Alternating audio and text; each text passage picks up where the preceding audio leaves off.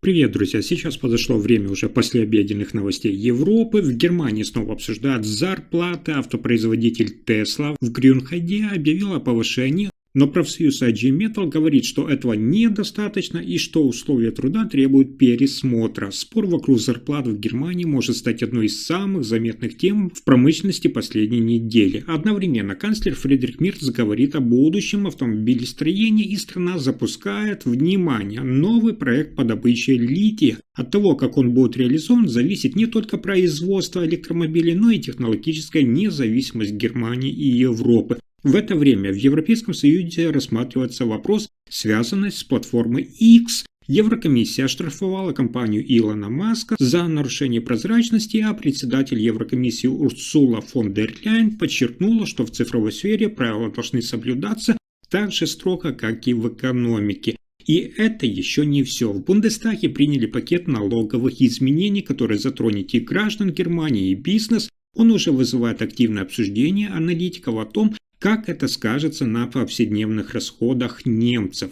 Также в автомобильной отрасли Германии продолжаются перемены. Автомобильный производитель Porsche объявил о сокращении расходов, и это напрямую касается работников заводов и их будущих выплат. Обо всех этих последних событиях коротко расскажу буквально за несколько минут.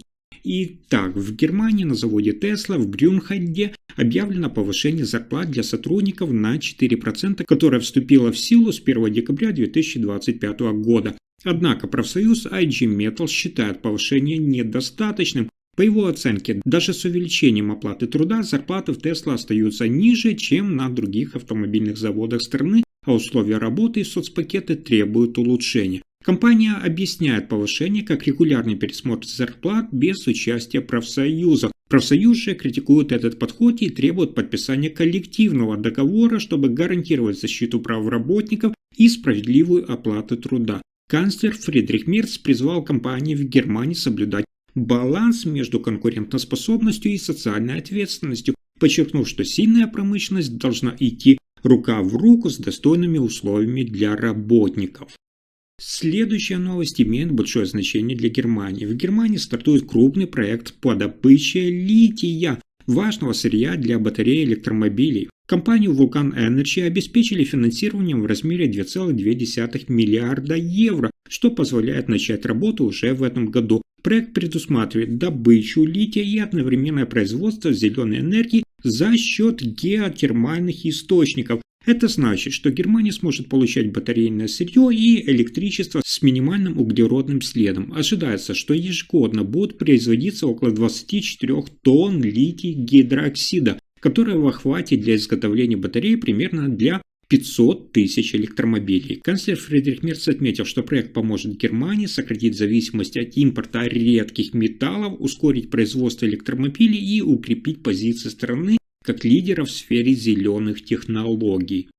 Следующая новость связана с обсуждением прозрачности ведения бизнеса в Европе.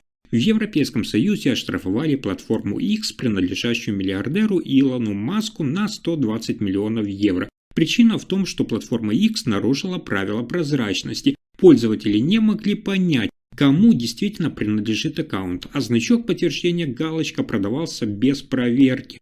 Председатель Еврокомиссии Урсула фон дер Ляйен заявила, что это наказание показывает, в Европе цифровые платформы должны работать открыто и честно. Она подчеркнула, что прозрачность важна для защиты пользователей и доверия к интернет-сервисам. Канцлер Фридрих Мерц отметил, что соблюдение законов в цифровой сфере критично для Германии, а несоблюдение правил ведет к серьезным финансовым последствиям. Штраф стал сигналом для всех соцсетей. Крупные платформы должны подчиняться законам ЕС и обеспечивать прозрачность работы, иначе их ждут санкции.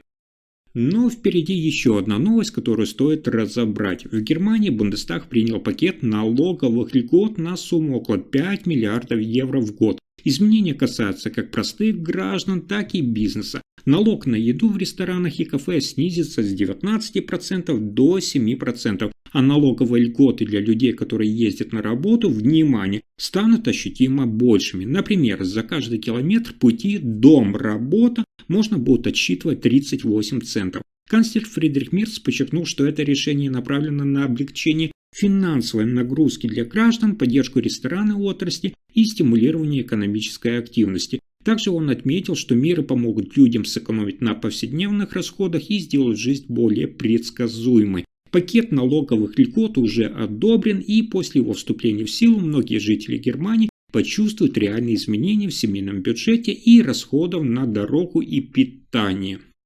И это открывает дальнейшие изменения. В Германии компания Porsche объявила о планах сократить расходы, что и повлияет на работников. Руководство намерено урезать пенсионные обязательства, отменить ранее положенные бонусы и дополнительные выплаты, а также пересмотреть условия работы для новых сотрудников. Причиной называют снижение спроса на автомобили и падение прибыли компании. Профсоюзы выразили обеспокоенность и указали, что такие меры могут повлиять на уровень дохода работников и повысить неопределенность в организации труда. Канцлер Фридрих Мерц подчеркнул, что компании должны искать баланс между экономией и защитой прав сотрудников, чтобы не нарушать стабильность трудового рынка. Сейчас ситуация требует дополнительного уточнения и остается открытой для дальнейших решений. Сотрудники ждут ясности по пенсионным выплатам, бонусам и будущим условиям труда, а руководство Porsche готовится к новым изменениям в экономически сложный период. А дальше есть еще одна новость. В Германии бывший министр финансов и экс-лидер партии свободных демократов Кристиан Линднер получил новую должность в компании Lloyds Германия, которая занимается добычей известняка и доломита для строительной и химической промышленности. Теперь он будет входить в наблюдательный совет и участвовать в стратегических решениях компании. Сам Кристиан Линднер отметил, что собирается использовать свой опыт в экономике и политике для развития производства и внедрения экологических технологий. Канцлер Фридрих Мерц подчеркнул также, что опыт высокопоставленных политиков, переходящих в промышленность, может быть полезен для укрепления экономики и промышленных отраслей Германии. Этот шаг показывает, как политика и бизнес в Германии тесно связаны, а опыт политиков активно используется для стратегического развития ключевых отраслей. И в завершении еще одна информация. В Германии начались переговоры о повышении зарплат для работников государственных служб земель, которых около 2,2 миллиона человек. В группу входят учителя, медики, сотрудники университетских клиник, дорожных и коммунальных служб, а также работники судов и других органов земель. Профсоюзы требуют увеличения зарплаты на 7% или минимум на 300 евро в месяц, подчеркивая необходимость поддерживать доходы работников в условиях роста цен и инфляции. Работодатели, представляющие земли через тарифное объединение немецких земель, считают такие требования слишком высокими и предупреждают, что это может создать серьезную нагрузку на бюджеты. Первая встреча переговорщиков завершилась, к сожалению, без соглашения. Профсоюзы предупредили о возможных предупредительных забастовках, которые могут повлиять на работу школ, больниц и коммунальных служб. Работники отмечают, что забастовки могут быть использованы как законный способ выражения требований, если переговоры не приведут к договоренности. Эксперты отмечают, что исход этих переговоров в Германии определит не только уровень зарплат, но и стабильность работы государственных служб зимой. Для сотен тысяч немецких работников это шанс получить повышение, а для земель необходимость найти компромисс, чтобы избежать перебоя с функционированием важных служб и социальной инфраструктуры. На этом пока все. Вы слушали последние новости Германии. Если информация оказалась полезной, ставьте лайк, подписывайтесь на канал и делитесь видео. Спасибо за просмотр.